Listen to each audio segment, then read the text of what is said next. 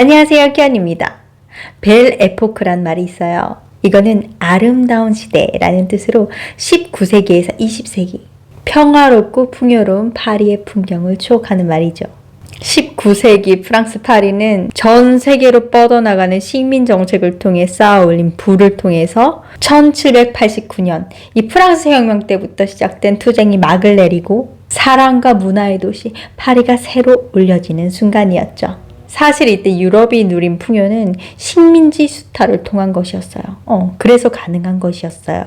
이렇게 풍요로우니까 예술가들은 이게 본능적으로 새로운 시대가 왔구나, 도래했구나 이걸 알아차리고 이러한 변화에 열렬히 반응했죠. 그래서 이 시대에 나온 것이 바로 인상주의입니다. 여러분 모네라고 아시죠?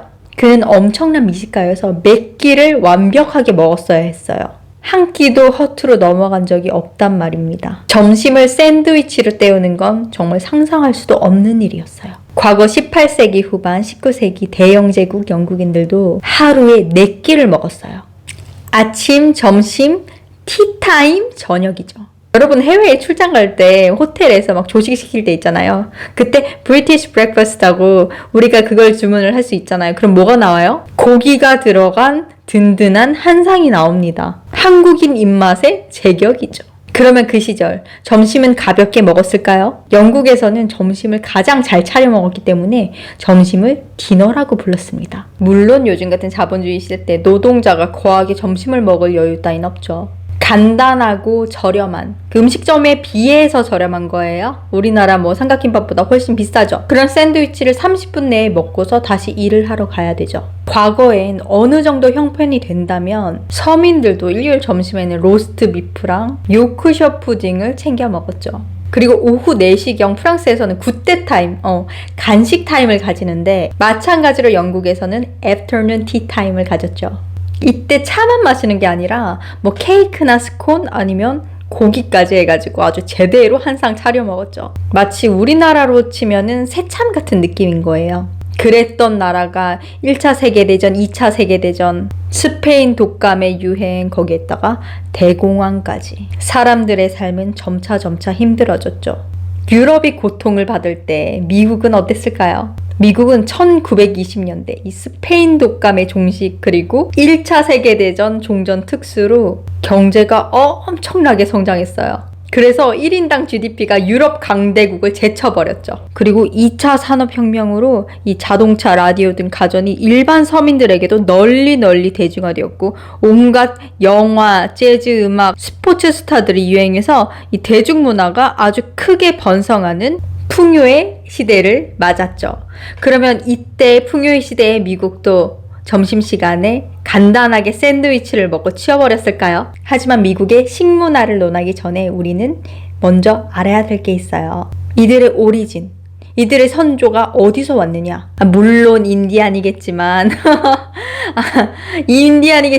아메리칸 인디안이겠지만 그분들을 제외하고 이 유러피안, 이 사람들이 이주해온 그 사람들이잖아요. 우리는 그 사실을 간과할 수가 없습니다. 이 미국은 유럽의 청교도, 개신교 이런 사람들이 넘어가서 정착한 나라죠. 기존의 유럽의 종교 가톨릭은 플랜테이션 농업을 기반으로 하고 있지만 개신교는 산업과 기술을 기반으로 합니다. 그래서 1차, 2차 산업혁명으로 개신교는 아주 크게 발전하죠. 부흥하게 됩니다. 이때 18세기 영국을 중심으로 촉발된 산업혁명은 18세기, 19세기 유럽과 북미로 쫙 확산이 되죠. 자, 생각을 해보세요. 여러분이 공장장이에요. 공장을 굴리고 있어요. 물건을 넣으면 물건이 착착착착 자동으로 찍혀 나와. 뭐가 제일 중요해? 시간이죠. 결국 시간 이퀄 돈이 되는 거죠. 아니 기계로 찍어내는 족족 팔리는 물품이 될 텐데 24시간이 모자랄 거 아니에요. 그래서 그들에게는 효율성이 가장 중요했어요.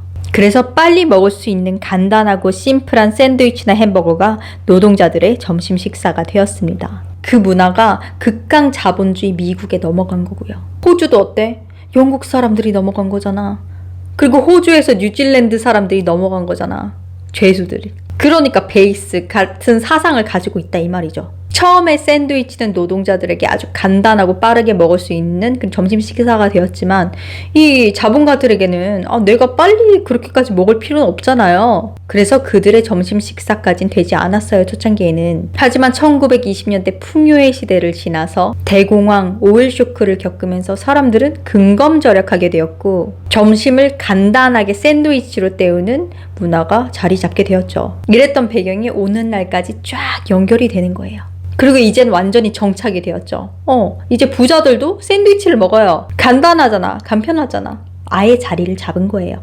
문화로. 그러니까 뭐야? 30분 내에 간단하게 빨리 샌드위치를 먹고 점심을 끝내는 문화로 정착하게 된 거죠. 제가 근검 전략을 한다는 말은 이러한 배경을 압축해가지고 당연히 거기 사니까 그런 배경을 여러분들이 전부 다 알 거라고 생각을 했어요. 아무튼 이번에 올린 쇼츠 때문에 앞뒤 내용 싹 잘라내고 1분짜리 그 짧은 쇼츠만 보고서 욕만 냅다 하고 지나가시는 분들이 너무 많으셔가지고 이게 오해를 불러올만 하겠구나. 제가 워딩이 좀 세긴 셌어요. 그죠? 예를 들자면 네가 뭘 알아. 점심시간이 30분인데 이때 뭘 먹을 수 있겠니? 샌드위치 말고. 궁상 맞은 게 아니라 점심시간에 졸릴까봐 조금밖에 안 먹는 거예요. 그러느라고 샌드위치 먹는 거예요. 간단하게. 그래서 그런 거지 우리 거지 아닙니다.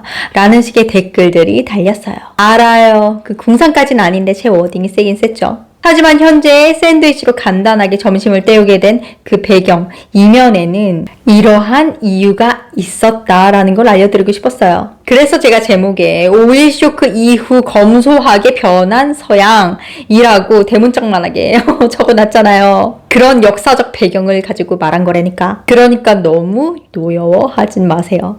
여러분을 거지로 봐서 그런 게 아니니까. 아니 나는 여러분이 그 나라에 살고 있으니까 그러한 역사적 배경을 알고 있을 거란 그 전제하에 한 말인데 이게 그렇게 큰 반발을 일으킬 줄은 정말 몰랐어요. 앞으로 워딩에 신경 쓰도록 하겠습니다. 그러니까 이게 한국으로 치면은 한국의 역사를 잘 아는 외국인 막 테일러 같은 이런 외국인이 이런 말을 한 거죠. 한국인들은 월급을 받잖아. 그럼 받는 족족 먹는데 다 쓴다. 한국인은 뇌구조에서 음식이 차지하는 비율이 가장 클 거야 라고 말하는 것과 같죠. 실제로 난 그런 사람들이 많잖아요. 소식자가 있고 다이어트를 하느라 1일 1식 아니면은 편의점 가가지고 그냥 대충 김밥으로 때우는 그 돈 아끼는 사람들도 있고 건강식만 먹는다. 나는 그렇게 막 폭식하지 않는다. 나는 음식에 그렇게 생각하지 않는다. 나는 먹방을 보지 않는다. 이런 사람들 많잖아. 이러한 말을 듣고 우리 돼지 아니거든요. 이러면서 기분 나쁠 수가 있어. 하지만 그 외국인은 한국의 역사적 배경을 기반으로 한 말이죠. 6.25 전쟁 이후에 한국은 폐허가 됐어요. 정말 말 그대로 먹을 것도 없고 기반시설도 없고 아무것도 없는 폐허였어요. 오죽하면 부대찌개의 탄생이 미군들이 먹다 남은 그 찌끄러기 있잖아요. 그거를 다시 재탕을 해가지고 만든 음식이 부대찌개잖아요. 그만큼 먹을 게 없었어. 지금 필리핀도 되게 빈민가 쪽에 가보잖아요. 그러면 음식물 쓰레기를 버린 거를 물에 씻어가지고 다시 조리해서 파는 게 있어요. 이름이 팍팍이라고 있어. 그거랑 다를 게 없었단 말이죠. 그때 우리 한국의 수준은 방글라데시, 파키스탄보다 못했어요. 오죽하면 우리 정부에서 학생들을 보냈어요. 파키스탄에. 어떻게 하면 저 나라처럼 잘 살 수 있게 될까? 공부하라고, 연구하라고. 미국의 도움 없이는 이렇게 발전이 불가능했죠. 우리 감사하게 살아야 됩니다. 혈맹입니다. 우리 저기 인도에 가가지고 보면은 사람들이 아무데나 막 똥 싸고 오줌 싸고 막 쓰레기 아무데나 갖다 버리고 그리고 카스트제가 있어가지고 빈부격차 완전 심하고 그죠? 그걸 미개하다고 보잖아. 근데 그게 우리 조선시대 때랑 다를 게 없었다니까요. 인도 사람들이 이게 카스트가 높은 계급 사람들이 유튜버 이런 데 나와가지고 얘기하잖아요. 왜 다른 나라 사람들은 이 좋은 아주 그냥 잘 발전된 깨끗한 관광지에 가지 않고 왜 이게 사람들 서민들이 사는 데 가가지고 더러운 것만 찍어가지고 인도가 못 사는 국가니 그런 얘기 루머를 퍼뜨리냐 막 이런 얘기 하잖아요. 이게 왜 그런 얘기가 나오냐면 이 사람들 카스트가 높은 사람들은 좋은 지역 내에서만 살기 때문에 깨끗한 데만 살아요. 인도라도 부자 동네는 깨끗해요. 화장실도 있어. 그러니까 이 상류층 입장에서는 왜 외국인들 다른 유튜버들 여행 유튜버들이 이런 데만 찍으면 되지 왜 굳이 서민들층까지 가냐 이 말이지. 그게 불만인 사람들이 굉장히 많더라고요. 아무튼 우리 조선시대 때도 그랬을 거예요. 조선시대? 인도를 보면 조선시대가 유추가 가능하다니까요. 아마 저랬을 거다. 조선시대 때 90%가 노비였어요. 양반들이 고리대를 놔가지고 사람을 사고 팔았어. 그냥 멀쩡한 양민들도 노비로 만들었다니까요. 흉년이 되지, 보릿고개가 되지. 진짜 쌀 먹고 한 몇 말에다가, 보리때 몇 말에다가 자식을 팔아 넘겼어요. 그러니까 어때? 먹을 거에 집착할 수밖에 없어.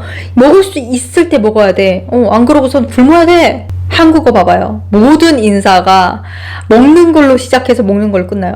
Hello, how are you? 이거 어떻게 번역해요? 밥 먹었니? Hey, what's up? 밥 먹었냐? 제가 cheers, I'll catch you later. 다음에 밥 한 번 먹자. 이건 진짜로 밥을 먹자는 소리가 아니죠. 그냥 잘 가란 소리죠. 이렇게 언어적 습관적으로 남는 데는 다 이유가 있다. 다 그러한 역사적 배경이 있다. 저는 그 선상에서 말씀드린 거예요. 과거엔 이 귀족들이 먹던 간식이었던 샌드위치였어요. 큐컴버 샌드위치라고. 영국에 귀족들이 먹었어. 근데 이 산업혁명 이후에 시간 단축, 극효율성을 강조하는, 중요시하는 이 자본가들에 의해서 샌드위치는 노동자의 간단한 식사가 되었고, 그게 미국, 호주, 뉴질랜드, 전 유럽으로 쫙 퍼져가지고 점심에 샌드위치를 먹는 문화가 자리 잡게 되었다. 이 말을 하고 싶었던 겁니다. 그러니까 곡해는 그만.